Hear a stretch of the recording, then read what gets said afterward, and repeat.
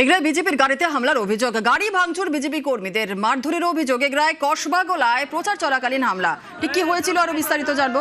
আমাদের সঙ্গে রয়েছেন আমাদের প্রতিনিধি পঙ্কজ। ঠিক কি ঘটেছিল? দেখো জয়দা, গতকাল রাতে যেখানে রাত 8টা নাগাদ যেখানে ইগরা পাঁচগুলো গ্রাম পঞ্চায়েতের কসবাগোলা এলাকায় যেখানে বিজেপির প্রচার করতে এসেছিলেন, যেখানে সাধারণত যে বিজেপির পতাকা লাগানো গাড়িতে এসে তারা কিন্তু কসবাগোলা এলাকায় প্রচার করে।